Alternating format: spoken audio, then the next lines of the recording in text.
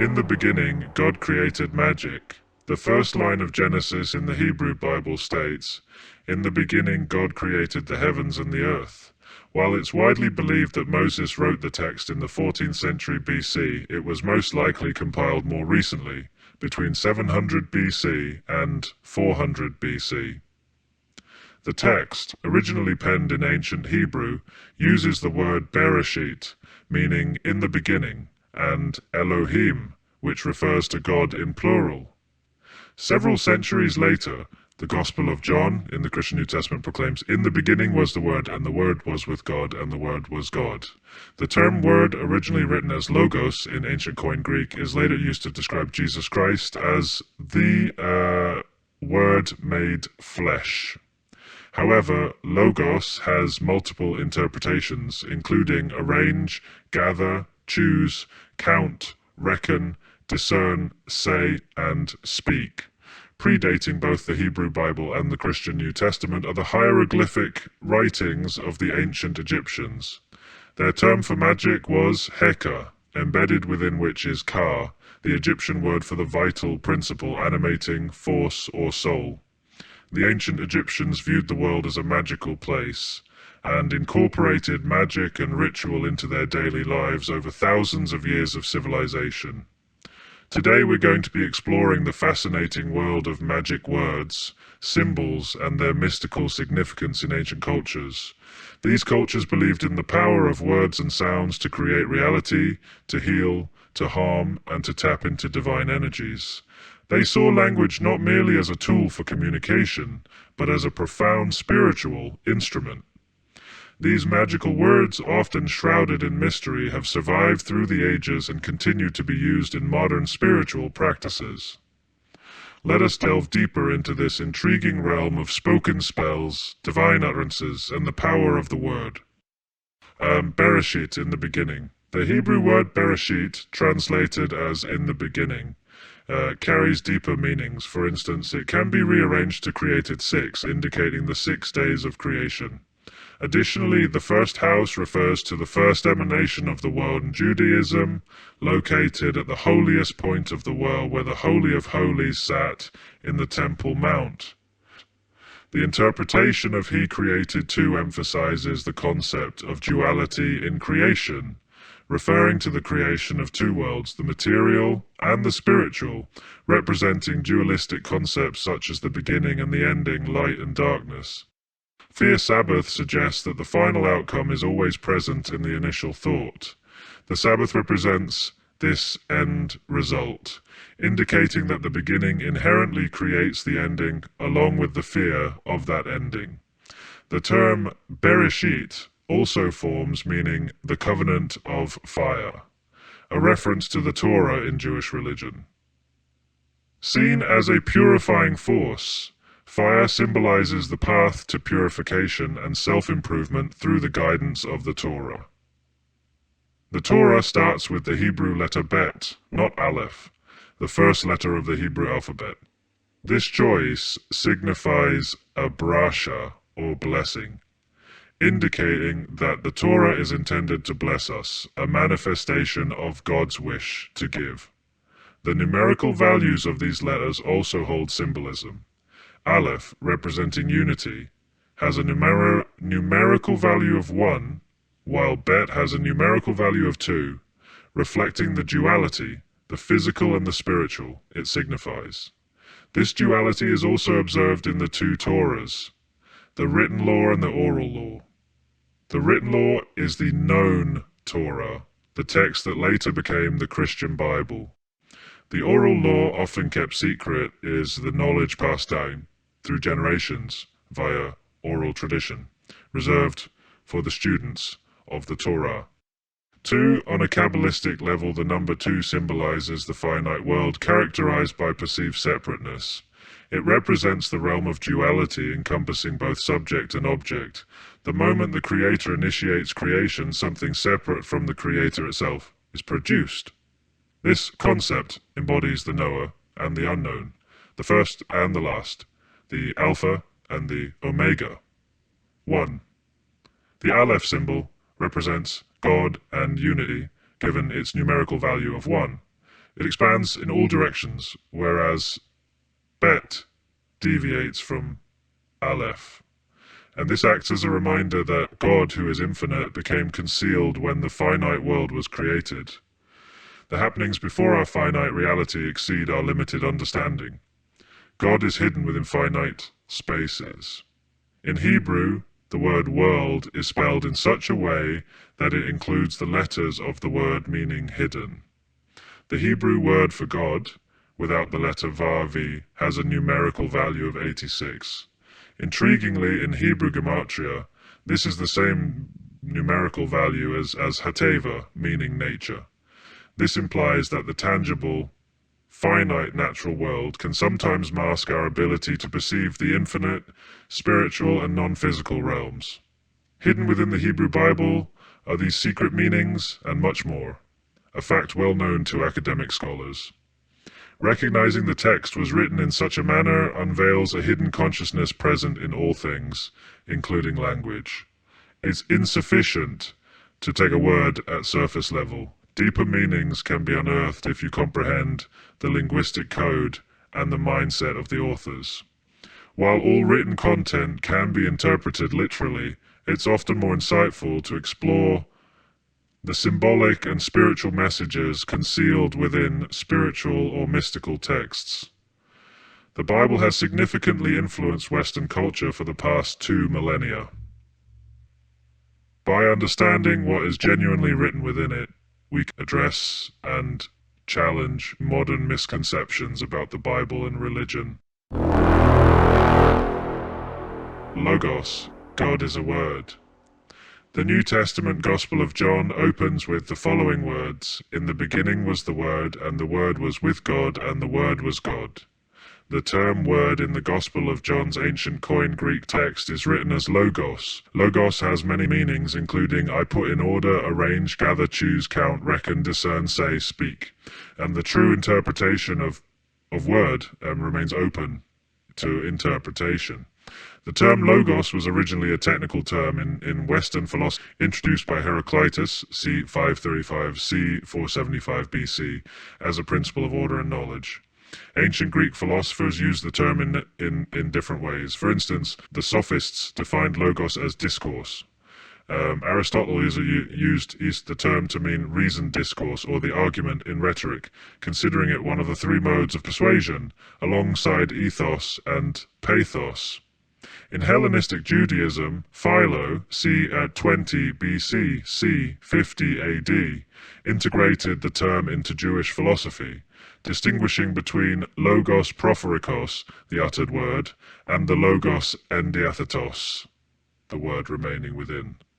It's important to recognize the cultural diffusion that followed the rise and fall of Alexander the Great into the Second Temple era.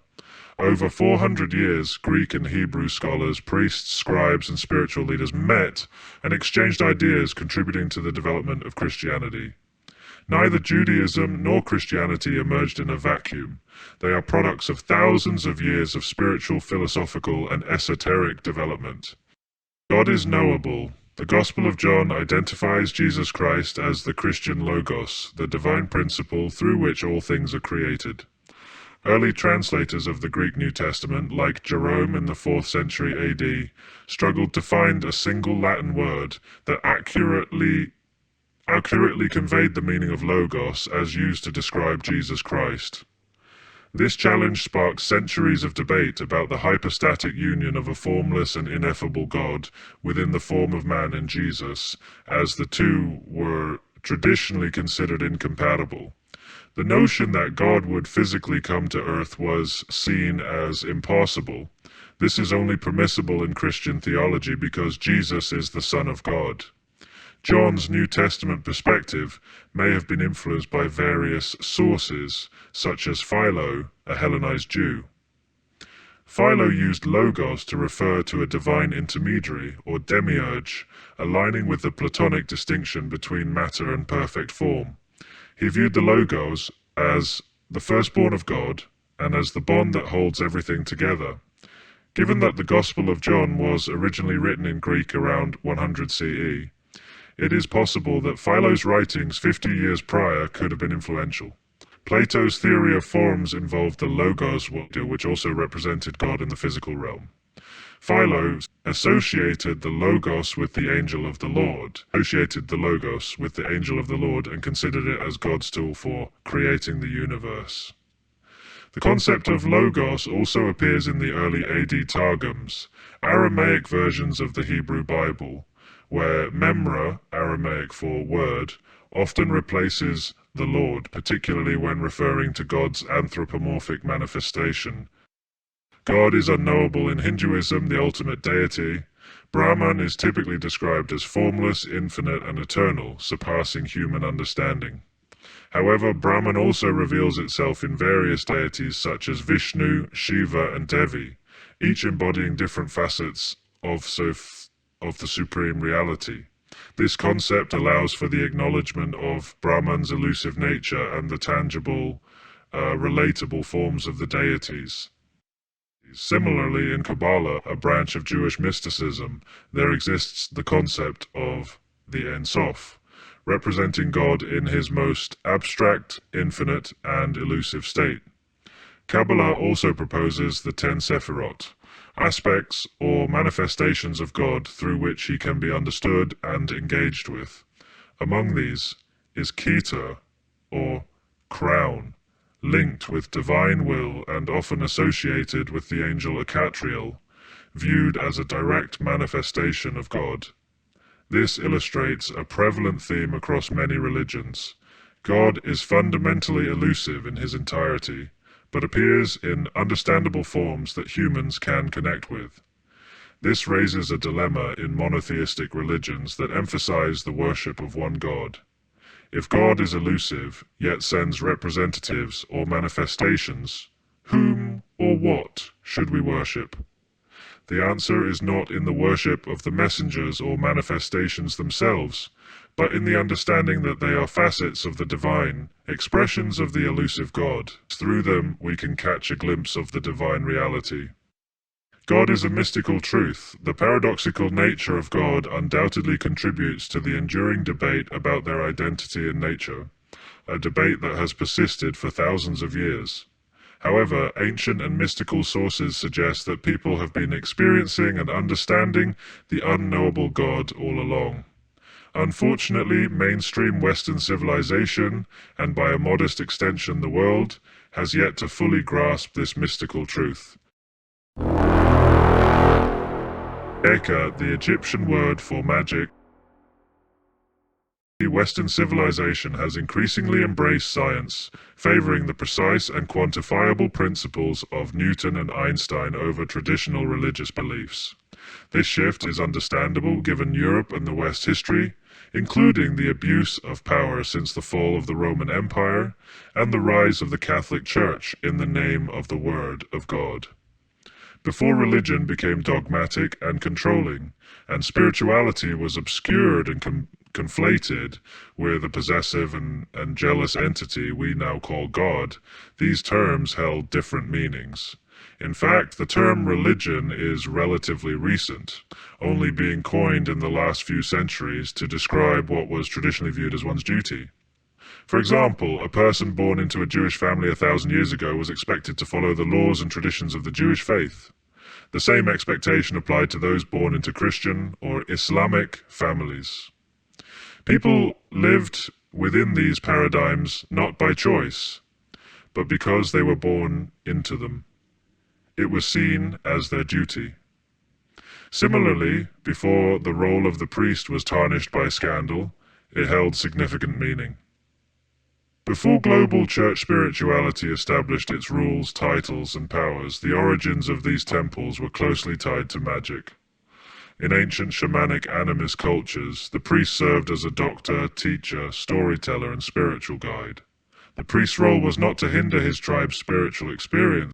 Nature did nature. In today's world, we might think magic isn't real. However, if you know where to look or how to see, you'll discover traces of magic everywhere. Similarly, a quick glance at Nietzsche might lead you to believe that God is dead. An ancient and magical perspective on the term God, let's examine the ancient Egyptian religion. In ancient Egypt, gods were known as netters. There were neters for various aspects of life such as the Nile, crocodiles, birds, the sky, the sea, the land, and everything in between. For example, Thoth, depicted with the head of an ibis, was the netter of the moon, while Horus was the netter of the sun. The term netter contains the syllables nt. Through cultural diffusion, it transformed from the Egyptians to the Romans, becoming their word natura, and the English equivalent, nature.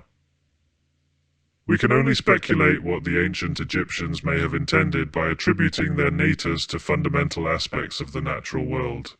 Robert J. Gilbert, Ph.D., founder of the Vesica Institute, and a frequent contributor to Gaia TV, suggests that the initiated high priests of the ancient Egyptian religion were known as masters of the net. This net iconography frequently appears in ancient Egyptian artwork, and even in the New Testament when Jesus says to his disciples, "I will make you fishers of men." The details of this are beyond the scope of this piece, but the relevant video is linked below. Let's now focus on a term central to ancient Egyptian religion, Heka. While we might translate Heka as magic in modern languages, it represents much more than mere tricks or illusions. Heka was the vital energy, the divine force permeating every aspect of existence. It was not separate from the world, but was an integral part of it, a force that animated and enlivened each nature. Heka was also the name of the god of magic and medicine in Egyptian mythology. As one of Egypt's oldest gods, Heka emerged in the Heliopolis creation story. The pyramid texts describe him as the one who awakens the gods with his voice, showing the significance of spoken words and rituals in Heka practice. In the coffin text, Heka is said to be a creation of Atum, the creator, at the beginning of time. Sometimes personified as the creator god, Heka is depicted as a man or child, often holding two snakes in some imagery. Heka is also seen as one of the creator's three facets, alongside Sia and Hu. However, Heka was more than just a tool or weapon used by the gods. It was an energy present in every individual, a divine spark. Ordinary Egyptians believed they could use Heka in their daily lives for protection, healing, and personal advancement. They tapped into this magical force using rituals, amulets, and incantations. The Ka, the Egyptian concept of the vital essence or soul, is embedded in the word Heka. This is no coincidence. Heka was thought to be one of the forces that activated the Ka, enabling the soul to move and function. Heka magic is many things, but above all it is closely associated with speech and the power of the word. In Egyptian magic, actions did not necessarily speak louder than words. They were often one and the same thing. Thought, deed, image, and power are theoretically united in the concept of Heka.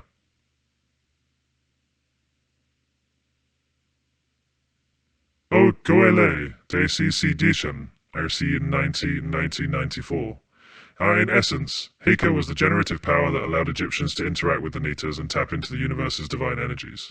Heka was not just a force bridging the physical and spiritual, but the vibration that created both realms.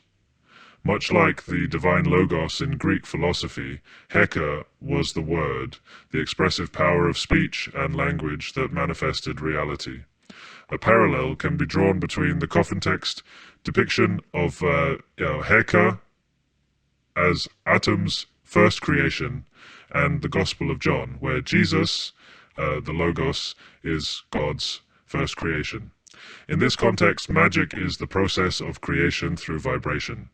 In the realm of Heka, everything was not only possible, but interconnected in the intricate net of existence.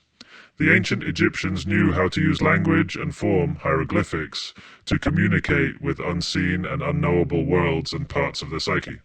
To the ancient Egyptians, magic and nature were closely linked, a connection represented in their Neta's images. They understood the secret link between magic, nature, and their imagination. Abracadabra is an incantation, or a magic word used by magicians, usually during a magic trick. The meaning of the phrase is not clear, and there are several theories about its origin. Some people believe that it is derived from the Aramaic language and means "I create as I speak." Others think that it is a corruption of the Hebrew phrase Avada Kedavra, which means "let the thing be destroyed." In popular culture, abracadabra is often associated with magic and illusions and is frequently used in movies, books, and TV shows. Astute eyes and ears will notice that the Egyptian word for soul, ka, is concealed within abracadabra. What we might also want to point out is that the word ab means father in Hebrew, and the word Ra is the sun god of the ancient Egyptians. Hence we read the Father, the Son, and the Holy Ghost. The syllable da means this, one, two, or another, and the Hebrew word bara, spelled bra, means creation. The Father, the Son, and the Spirit are one creation. Abracadabra, or another creation. Renowned spiritual teacher Alan Watts posits that to trace the origin of the word, one must delve into Hinduism. Here, vak or speech is considered the bedrock of creation, suggesting that vibration or sound is the primary source of all existence. This primordial sound, Bereshit, emanates from an enigmatic force. The question is, who is making this sound, this dissonant clamor, which is the genesis of everything? Ancient civilizations, including the Egyptians, Hindus, Hebrews, and Greeks, understood this. Their initiated mystics acknowledged that words, speech, and vibration are instrumental in the construction of our personal realities. This principle is resurfacing in modern media, often labeled as the law of vibration or manifesting one's desires. The theory revolves around the potency of sounds, words, and vibrations. It suggests that the right words, hat or magic words, can unlock opportunities and instigate change. An old saying in my country encapsulates this concept: "A shy bairn doesn't get." However, it's crucial to note that our words must resonate with our inner vibrations. Merely expressing a desire isn't sufficient. We must truly believe in it to manifest it. We're already practicing this, often subconsciously as we navigate through life. The more we learn on this journey, the more we comprehend the power of words and imagination. The secret lies in understanding the enchantment of our words and the might of our imagination. By aligning our internal vibrations with our true desires, we can manifest the realities we yearn for. This is the magic that the ancients deciphered, and its wisdom holds its relevance in our contemporary world. The Logos, in a personal form, is knowable. Magic is real if we believe in its existence and understand how to wield it effectively. We shape our lives with our words, just as God, in the beginning, created the heavens and the earth with magic.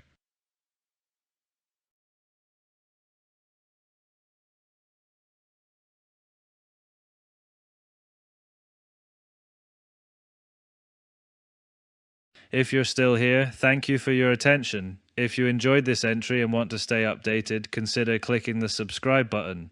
Your support is greatly appreciated. Feel free to share your thoughts in the comments section below, and please check out the links in the description to learn more. Until next time, take care and stay tuned for more insightful entries in the pattern roster.